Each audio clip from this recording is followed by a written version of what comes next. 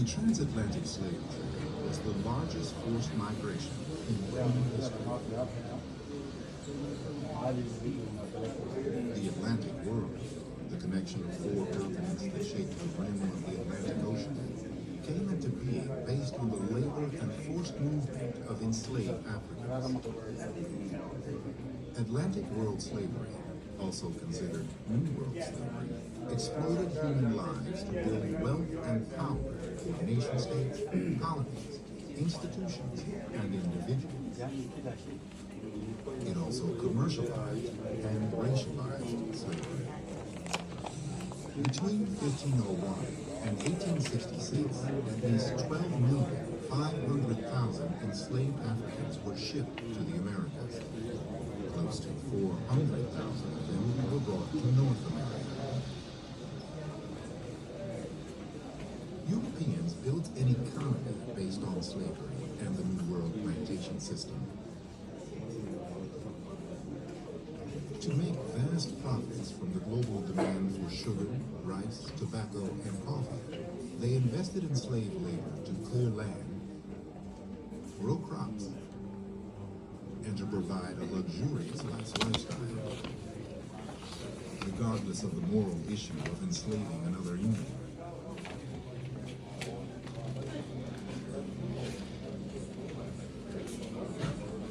Olala Equiano was kidnapped and enslaved at age 11 and taken to the Caribbean and the Americas.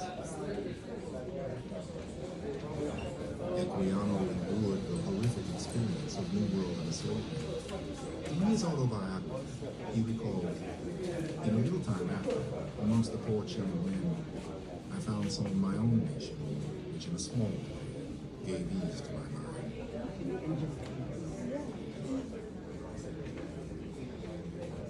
The church, governments, and companies invested in the business of slavery.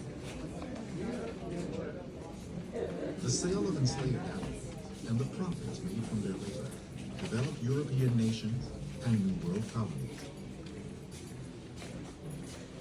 Men such as Henry Lawrence, a partner in one of the largest slave trading houses in colonial North America, transformed their profits into position and power. Lawrence sold thousands of enslaved Africans in the 1750s, gained influence as one of the wealthiest colonists, and later became a prominent member of the Continental Congress. The wealth generated by slavery was enormous for nations as well. By 1833, when Great Britain abolished slavery, the country paid out roughly $2.4 billion in today's currency to compensate British slave owners. The transatlantic slave trade was built on profit and human suffering. Despite the harsh reality of the inhumanity of enslavement, enslaved people, forcibly dispersed throughout the Atlantic world, created something more. New connections, new cultures, and a rich African diaspora.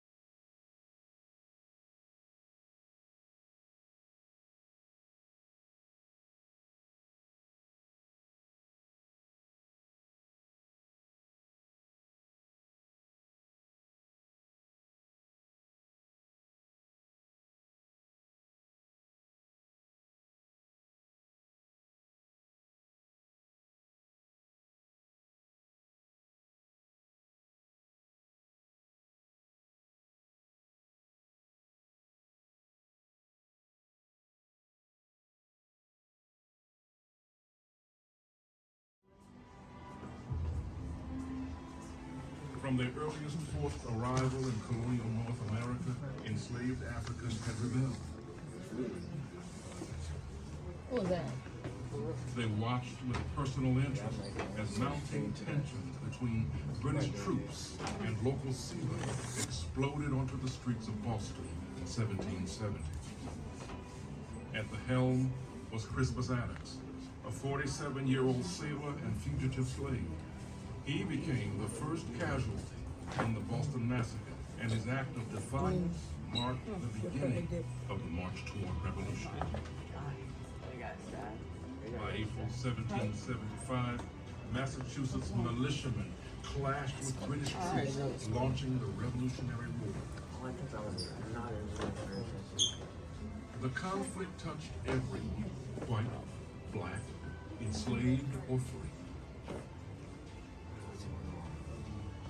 Oh, a cannon. Nice. With much of colonial society built on human bondage, some felt that there was a paradox at the heart of the American Revolution.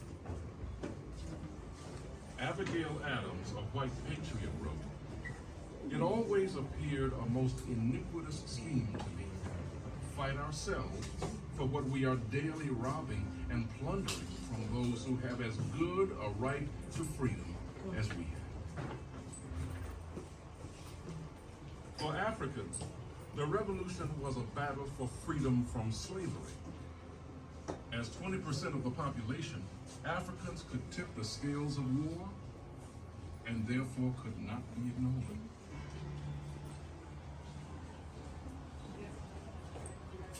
The British and colonial armies, though initially reluctant, sought the advantage of recruiting able-bodied enslaved Africans to support their cause.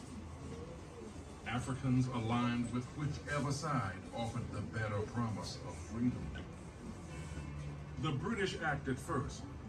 On behalf of the British government, Lord Dunmore of Virginia proclaimed a promise of freedom to all enslaved Africans who crossed into British lines to serve as loyalist soldiers.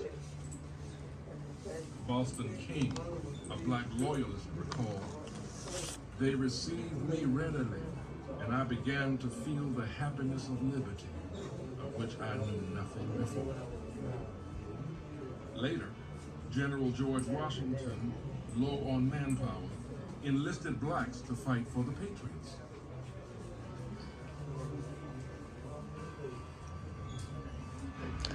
Black patriot Boyro Brinch remembered, "Thus was I a slave for 5 years fighting for liberty." Whether in segregated or integrated regiments, black soldiers served in pivotal battles. On both sides, they faced danger on the battlefield, including Lexington, Cowpens, Yorktown, and Bunker Hill.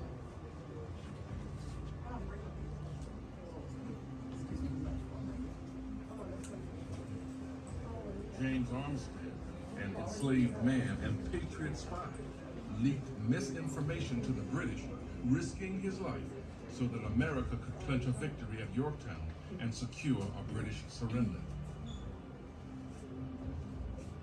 American independence brought liberty for some, but not all.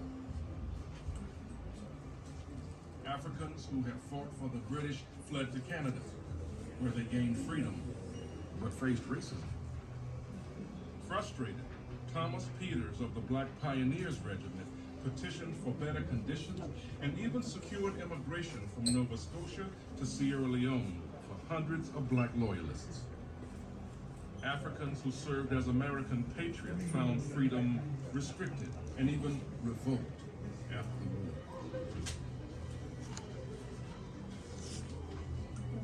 As the new nation continued to wrestle with slavery and freedom, African Americans inspired others throughout the Atlantic world to continue the fight for freedom.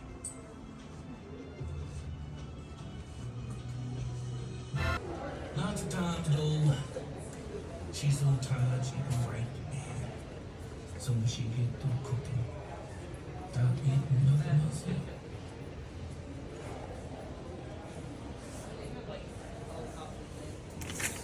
White folks fear for niggas to get any religion and education.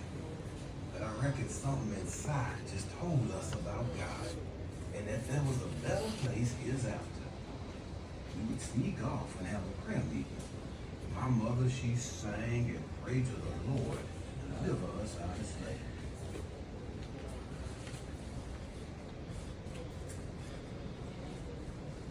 the only person that ever ran off was my mother. She said she was gonna try and make it to the free country. She didn't have no cause to leave, except she wanted to be free.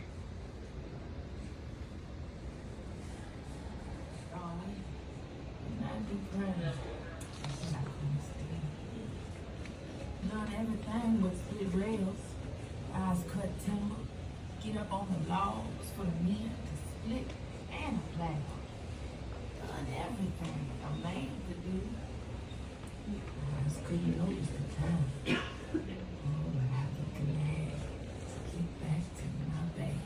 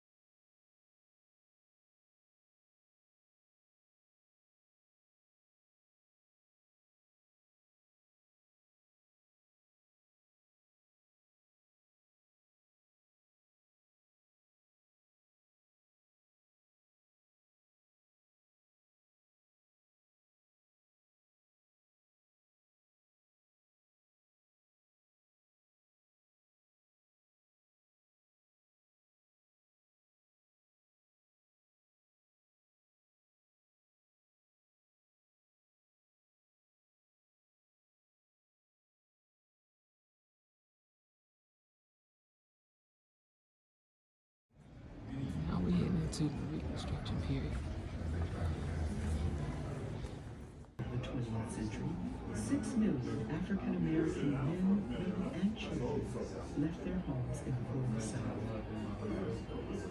It's known as the Great Migration. They were seeking a better life, one free of poverty and Jim Crow laws, where their humanity was not denied, their economic prospects were not limited, and their lives were not endangered. The North was a symbol of hope and opportunity. With the outbreak of World War I in Europe, northern factories and steel mills and hiring. At first, a trickle of families came north to New York, Pittsburgh, St. Louis, Philadelphia. This reminds me of my grandmother when she worked in the factory in Chicago, Illinois.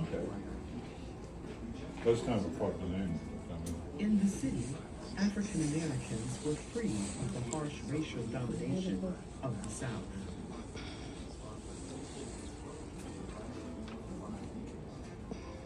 But the North was no promised land. African Americans were often restricted to the most menial and dangerous jobs and faced discrimination in housing. After World War I, black soldiers returned home with high expectations that their sacrifices would be rewarded with greater fairness and opportunity. Instead, they faced fierce competition for jobs and housing in cities across the country. The worst of the riots was in Chicago. After 13 days, over 500 people were injured and 38 were dead, 23 of them African Americans. More than 1,000 African American families were burned out of their homes. But there was no going back.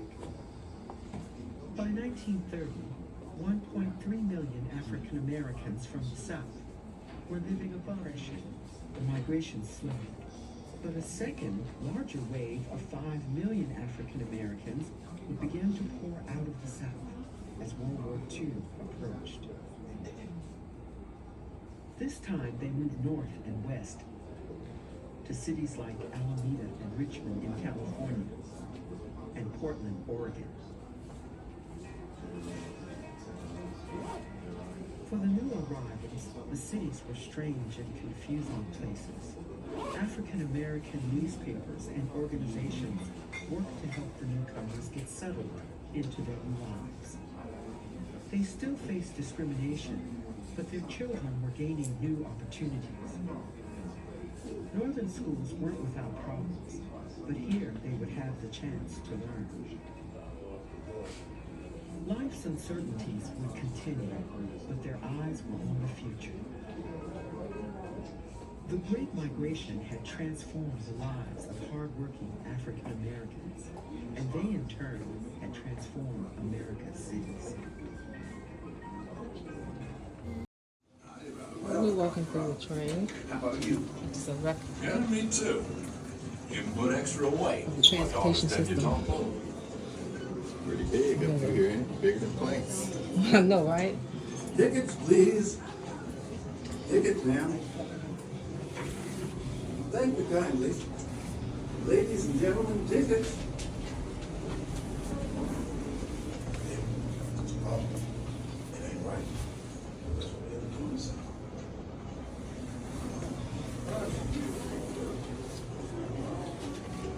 So this is the color section, is in the back. This one the color section is by African Americans. Small little black lounge area. So let's take a look at it. Wow, that's a big difference in the yellow one. Slick over here. His answer is very simple. He wants only what all other Americans do. He wants opportunity to make real what the Declaration of Independence and the Constitution and the Bill of Rights say. From its earliest days, the American experience has been a struggle for freedom and justice,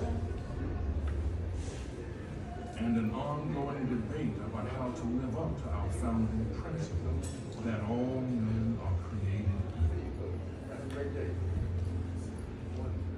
For most of our history, this promise has excluded African Americans. Thomas Jefferson, the principal author of the Declaration of Independence, was also a slave owner. He wrote in 1781, "The blacks, whether originally a distinct race or made distinct by time and circumstance, are inferior to the whites in the endowments both of body and mind." Jefferson's beliefs were shared by generations of men and women.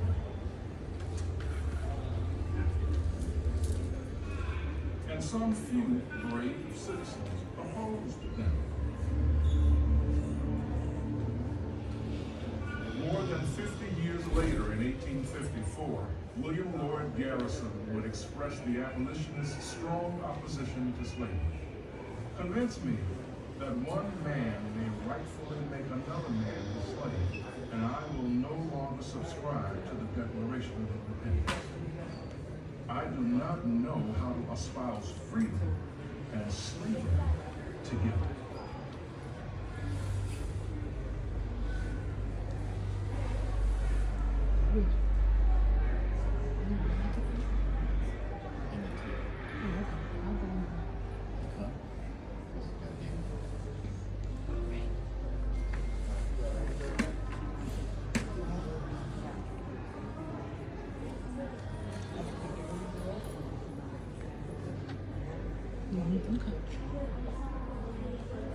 The abolition of slavery in 1865 ended one form of oppression, but the rights of African Americans were still restricted,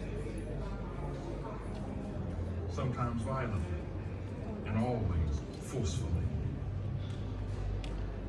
And these restrictions were condoned by both law and practice.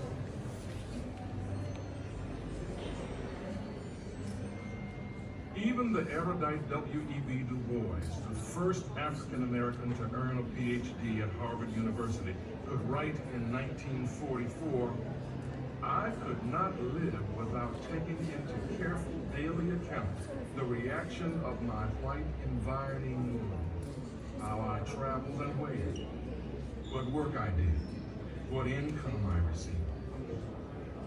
where I ate, where I slept, with whom I talked.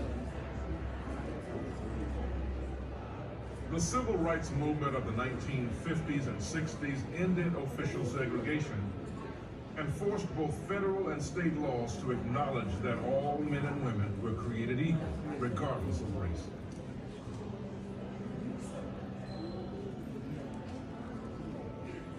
Though some still insisted that separate was both equal and just.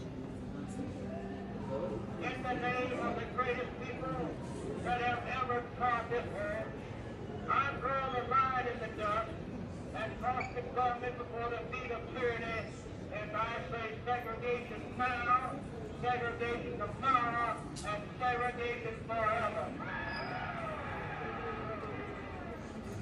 The real hero of this struggle is the American Negro.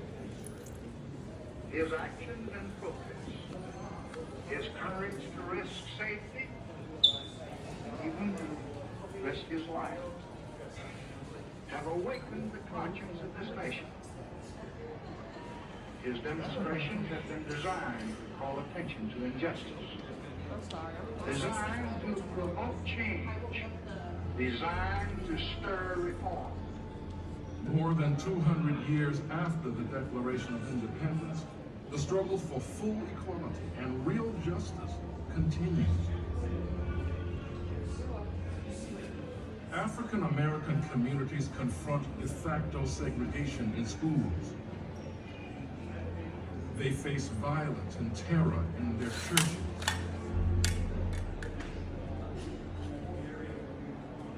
And they struggle to realize the true promise of America. The struggle for freedom and justice continues as people of goodwill strive to make America live up to its highest ideals.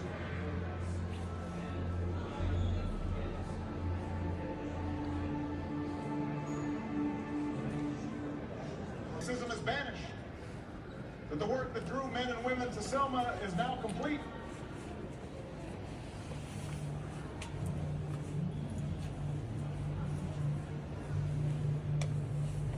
I think post-racial is a word that white people made up so that we wouldn't have to deal with issues of white supremacy and racism. I think it's one of those things that we say so as not to have the conversation, sort of like some of my best friends are black, or I dated an Asian woman once, or I have a dream catcher in my rearview mirror. All of these things are things that we say rather than really deal with the subject matter of racism. Because we're not having this conversation.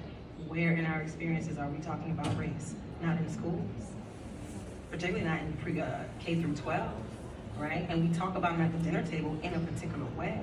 But in terms of education, we're not learning about race in the ways that we probably need to learn about them given the world that we live in. So when you ask whites to look at slavery and its consequences, right? What are you asking? I am not asking you as a white person to see yourself as an enslaver. I'm asking you as an American to see all the freedoms that you enjoy and see how they are rooted in things that the country that you belong to condoned or actively participated in the past. So the fact that I'm sitting here and you're sitting there is part of that white privilege. You know, it's about role and it's about access, and what you can do is extend that privilege so that you can dismantle it, right? So you can create opportunity for people, you can amplify issues in ways that other people can't, and you can use your resources to create space for people. Let's switch seats.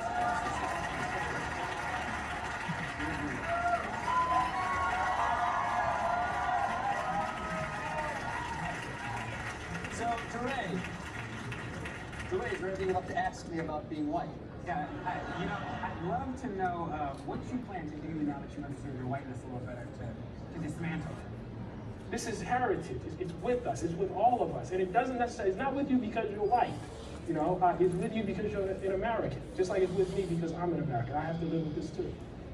We must call upon the courage of those who were in the struggle long before any of us were born. We must tell the story, the whole story, 400-year story of African American contribution to this nation's history, from slavery to the present, without anger or apology. the problem we face today as a nation, make it plain, make it clear that there's still a great deal of pain that needs to be healed.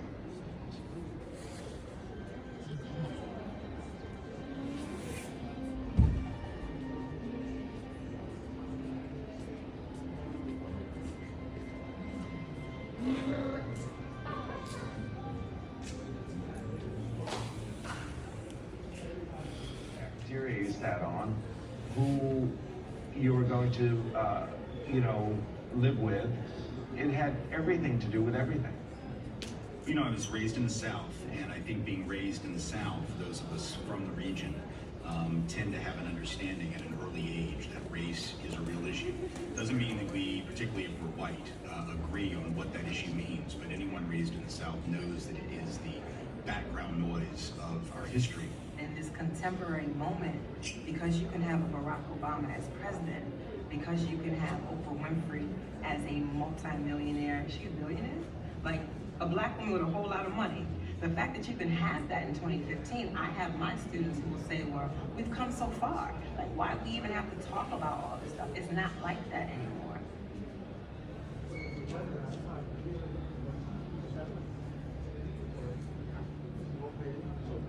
If you think nothing's changed in the past 50 years, ask somebody who lived through the Selma or Chicago or Los Angeles of the 1950s.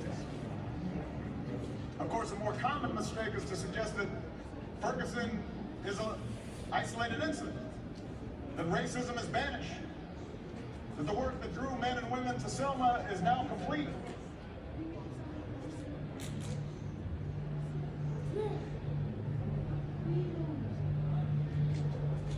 I think post-racial is